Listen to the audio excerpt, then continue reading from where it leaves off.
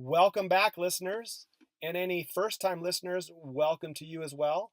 This is Man to Man, an authentic conversation. Week four's topic is around fear. Fear can resonate with different people in different ways. We ask that you tune in with an open heart and open mind and allow yourself to experience the topic around fear, and maybe some areas that you can grow. As we've mentioned on all of our previous podcasts, we would sure appreciate any type of comments, good and bad, that we can create the best experience for you. And also, we're looking for additional topics in the future that might resonate with you or others as well. So again, please do provide some comments. We do look at those and value those from you.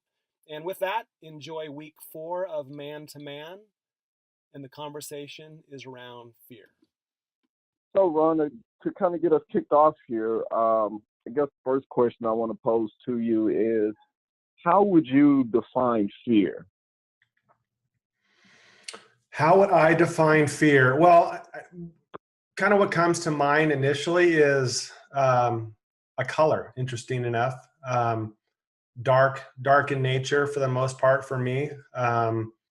Dark black or dark blue, just kind of just visualizing that in my mind as far as kind of what fear, as far as the color looks like for me. So when I look at that in my life, or kind of how I would determine or express what fear means to me, that maybe that dark place in our life that we're scared to go into or near.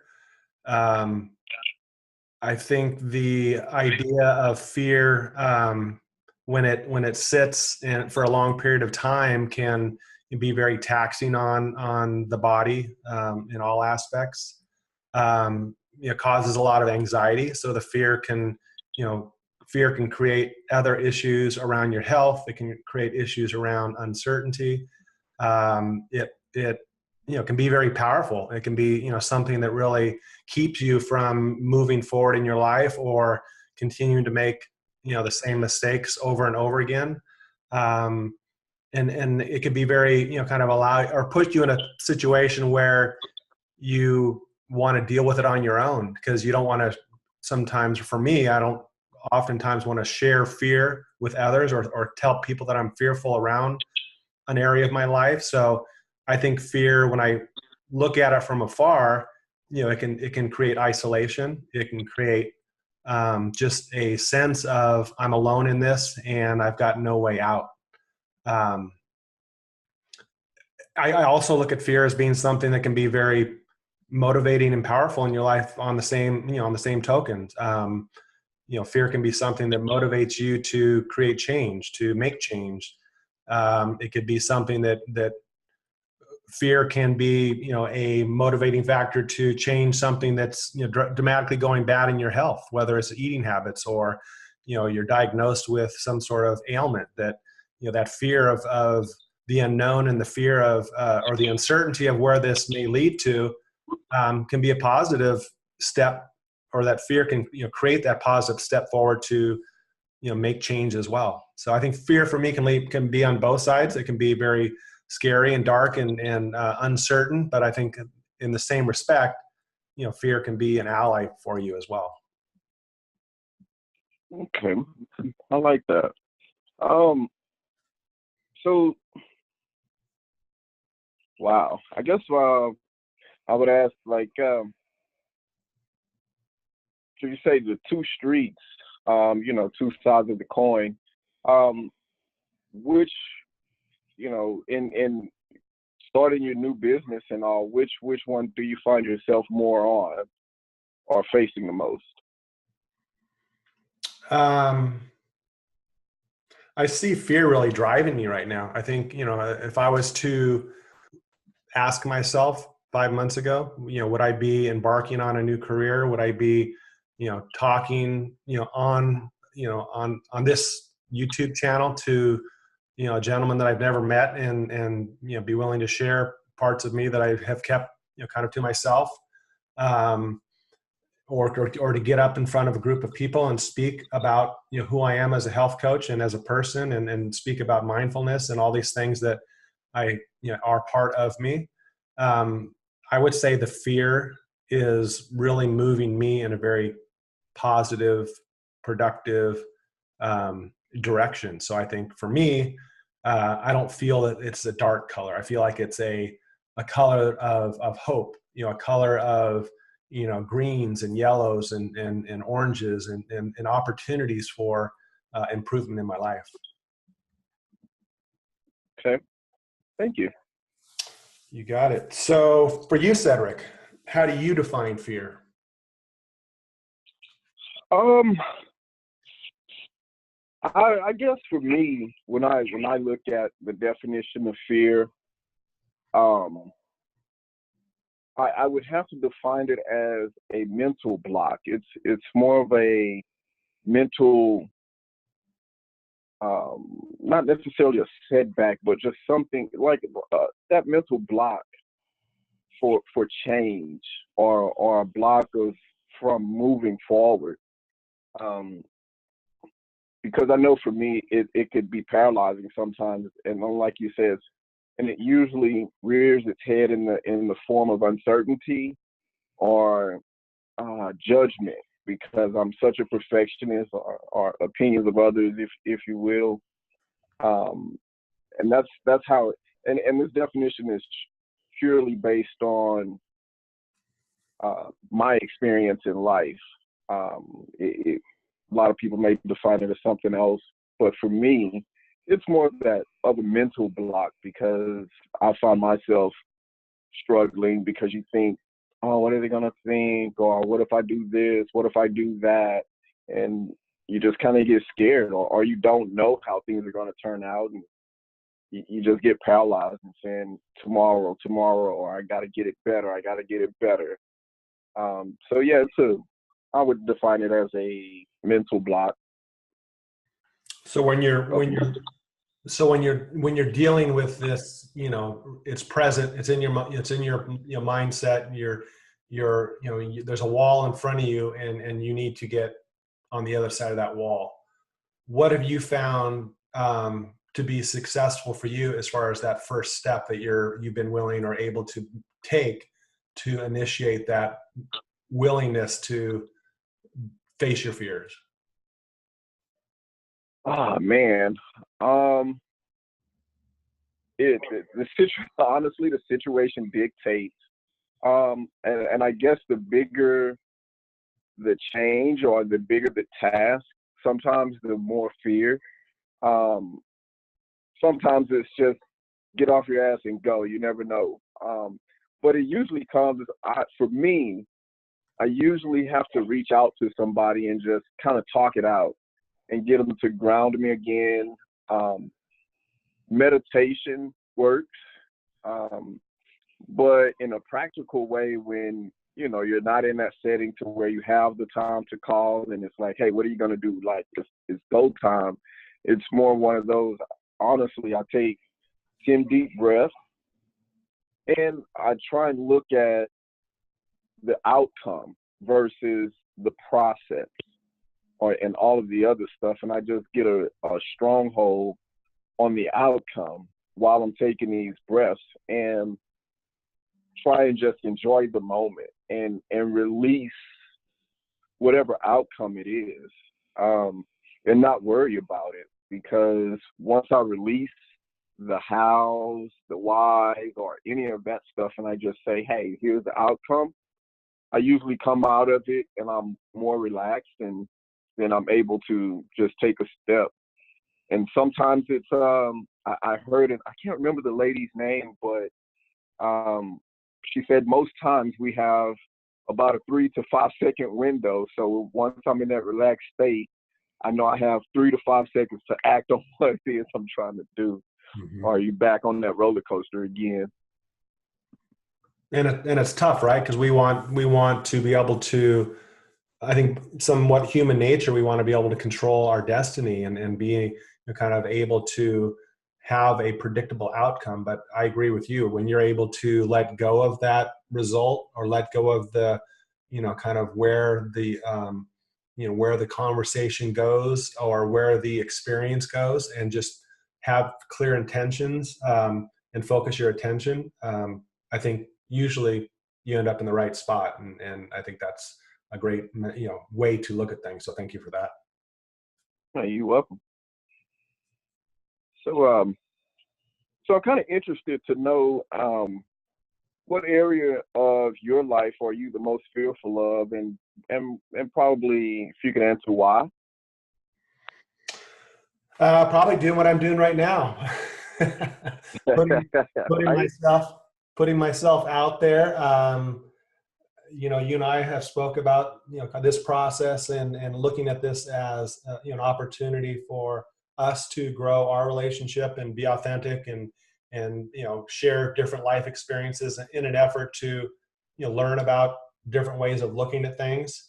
But obviously we've put ourselves in a situation where others are listening in and possibly creating some sort of judgment, maybe not, or looking at what we're doing or the topics we're talking about. So I think for me, my challenge around fear is putting myself out there still. So I think in this situation, as you and I kind of went through, in Dallas, putting ourselves up on stage and performing in front of 800 people. Even putting myself out on Facebook, I post a lot, and I feel that part of who I am allows me to express and not keep things within. But there is a certain, at times, fear of judgment, and I think that's obviously myself, kind of my own story and how experiences in my life have created my initial reaction to things. But what I'm able to do now is to step back from that and know that the most important judgment is for myself. So although there's still that fear, I can recognize it. I can be in that fear and not feel like it's a scary place, to know that it's a learning opportunity, and to allow myself to, again, as I mentioned earlier, allow fear to be a catapult or a catalyst in my life, to where I don't have to put a judgment on it. I can, experience the negative side that fear still at times resonates or comes into my awareness.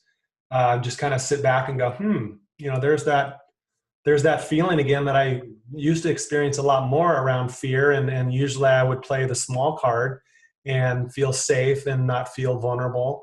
And that would be okay. And I did that for many, many years. Now I think that's not the type of person that I feel that I am. So, but to get back to your initial question, that's still, kind of the biggest area in my life where, fear still kind of lays in my life. But I think my journey of, acceptance and understanding and, kind of creating new intentions and new understandings of who I am has allowed me to move through fear much more gracefully. Okay. So I like that you said it helps you move through fear much more gracefully. So I would like to kind of ask this one of the same questions. Like, what are some of the things you do when you're in that moment to help get on that catapult or to help walk through that dark color? Usually my meditation practice, or, focusing on present moment awareness, to where, the fear is usually, 99 times out of 100 based on a previous experience or something that's happening, an hour from then or tomorrow or a month from now. So for me, what's worked the best is to allow myself to focus in the now, and realize the basic parts of who I am, and know that those are just fleeting thoughts that are going through my mind, and I don't have to put value on them. So, so what works best for me, just to again summarize, is being more mindful, being more in the moment, allowing myself to, not, see my mind and my brain kind of taking me in a place where it doesn't need to be. And I think the present is where opportunity and abundance lies. Okay, cool. I appreciate it, man. We might have to talk a little bit more um, about how to get in that mindset of enjoying the moment, enjoying the now. That might have to be something we can talk about later. I like that. Yeah. Um, It's I mean, it's ongoing, right? I mean, I obviously haven't, and I don't know if I'll ever achieve, perfect, kind of the perfect place in life. But I think as long as I'm leaning in that direction, then I feel a sense of encouragement, and I feel a sense of growth, and knowing that there's, continued opportunities there. So I would be happy to share whatever experiences and knowledge I have with you. cool. But now the camera switches to you. So what area of your life are you the most fearful of? And if you can explain a little bit about why. Right now it's I would have to say my business side. I would have to say my business side right now is and really why I say that is I have a lot of uncertainties about putting myself out there with my business, because you really have to be, or how I see it is, I have to be vulnerable and transparent, and I have to take myself as far as I would be willing to take anybody. And I guess I look at it like it's almost a life of a clergyman, like you're a preacher. So I realize I have to practice what I preach, or I'm just as good as what I practice and what I preach, right? Mm-hmm. So, and that can be a fearful thing because, I categorize myself as being in the health and wellness industry, and you have to walk the walk and talk the talk, and it's almost like, man, what can I do this every day? Or, man, I'm not eating as healthy, or I'm probably had a little bit too much to drink, and all these other things based on my perceptions of how I would see somebody in this field. So, and I guess that's one of the areas I actually have to work on as well. It's not judging, but that would be my biggest area right now is, I guess, the vulnerability side. Mm-hmm. Because how I see it is, people don't want to know what you know until they know who you are. And to be fully in that moment is a major, major step. And also having to allow strangers in on that. That could be a very, very scary thing, not knowing how strangers would take it. But it's like you said, we did go out there and put ourselves out. So I do know what it feels like on the other side of fear, which is a blessing from the universe. And that's helping a lot with it. So I guess just maybe more some words of advice or wisdom or whatever, kind of how it resonates with you. So I think for me, and what I'm hearing from you is just, fear can also be maybe minimized by focusing more on trusting yourself and trusting your abilities, trusting your intuition, knowing that you may not be the most amazing health or life coach with your first client. You may. I mean, I don't see why not, but allowing yourself to be exactly where you're at when you're growing your practice, knowing that it takes time, and people are going to be at different stages of their growth. So you being the perfect person may not be exactly what they need. Maybe just that willingness to accept all parts of you might be equally important for them to know that you can share a story when it's appropriate about your growth, about your struggles, about areas that they can relate to that will make that experience with individuals even more impactful. So, trust yourself, trust your intuition, know that, we all have areas that we need to continue to improve upon, not only as health coaches and life coaches, but as fathers, as friends, as brothers, all these other areas that, is a lifelong experience or lifelong growing lesson, right? It's not just, next week I'm going to be the best father, or next week I'm going to be the best brother. That's something you're committing to for the rest of your life. So just, I guess, trust yourself, trust your intuition, trust that you're exactly where you need to be. Know you've got areas that you want to improve upon to be that well-rounded, amazing health and life coach that you will be.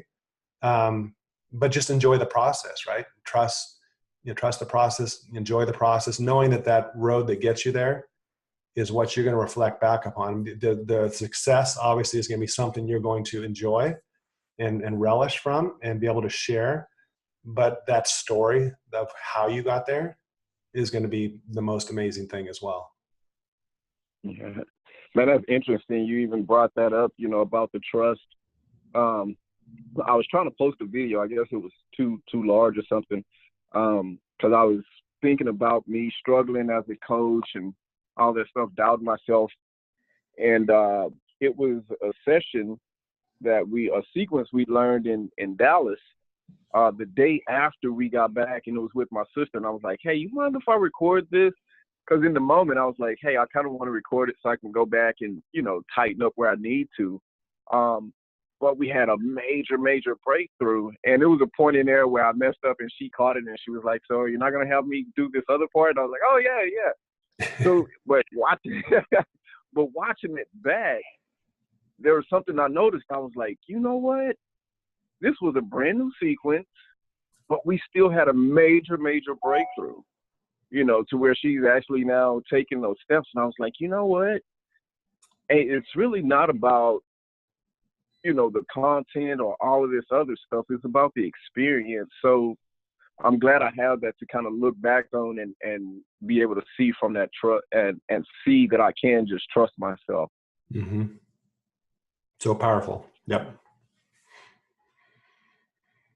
So, if you came across somebody, what would you say to a person that was struggling with fear in their life? What would I say to somebody struggling in their life? Face it, right? Individual to, kind of give them the real life story that, fear is real. Fear is, can be a very dark place. It's kind of what spin you put on it, like with anything else in life. Fear is part of our DNA. I mean, we think that we've come so far as our evolution, which we have in certain areas, but many of the same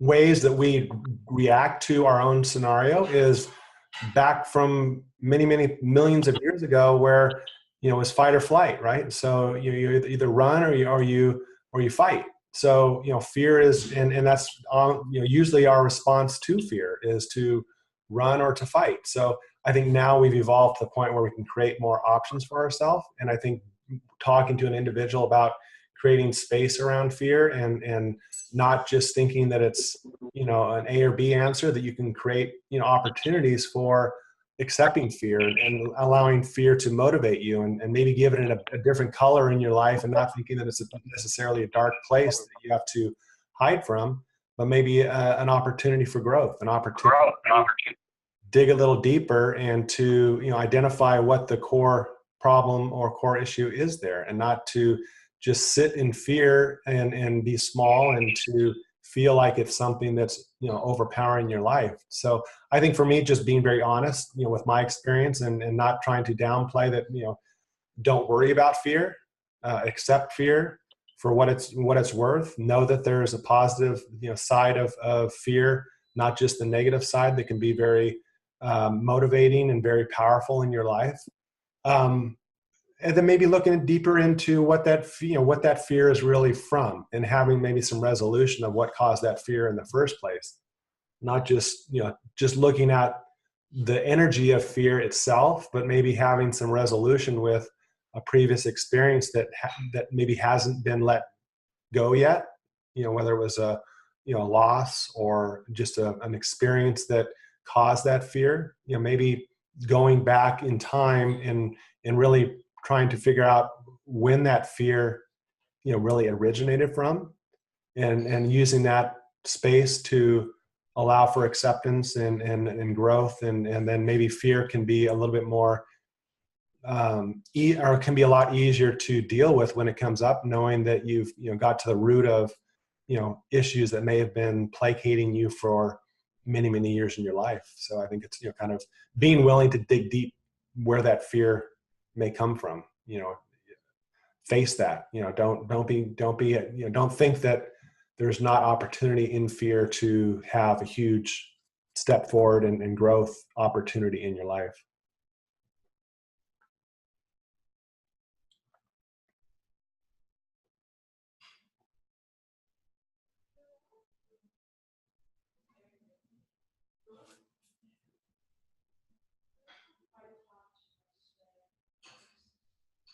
Can't hear you.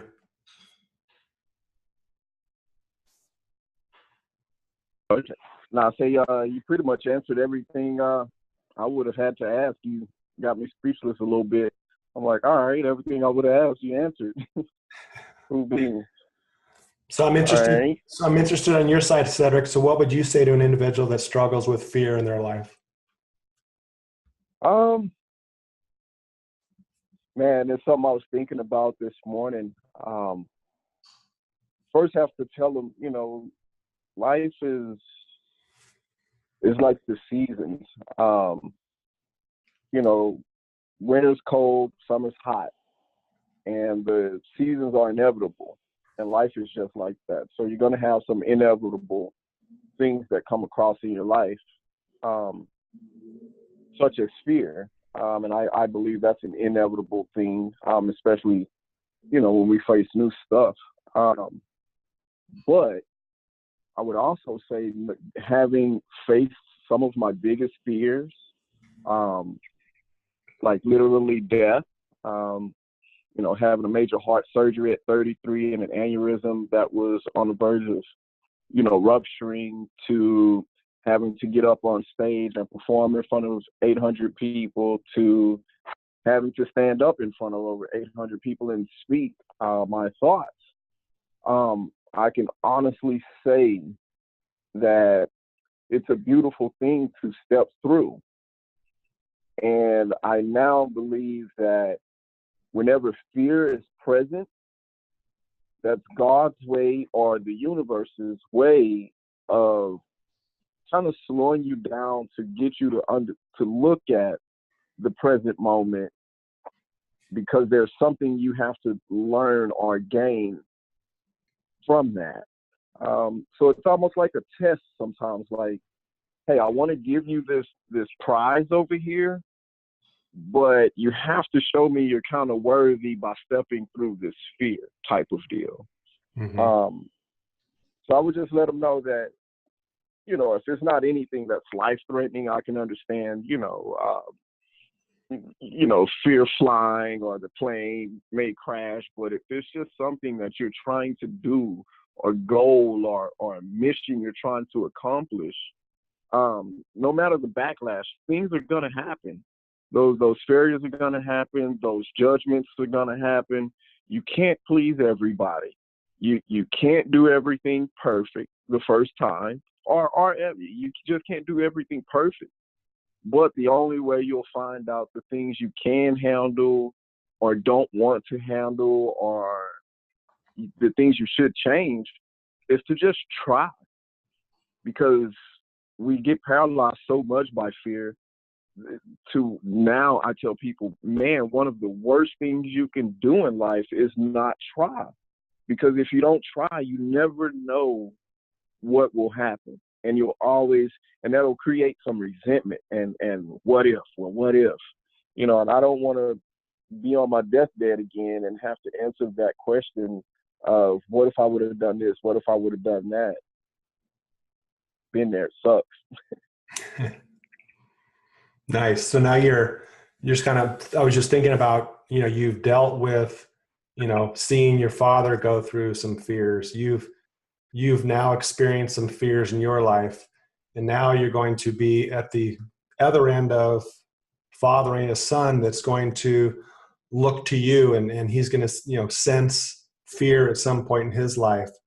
I'm just curious, when you first sense his, fear, and being very young, what present might you be able to give him that allows him to feel that fear is okay, or fear is common, or fear is something that can be, I guess, a little less cumbersome than sometimes we allow fear to become in our lives. So what might you be able to share with your young son that you sense now he's got some fear in his life? Um, I when you were, I guess I was being bad because I was kind of thinking about my answer as you were talking, but I would have to give him the gift of honesty.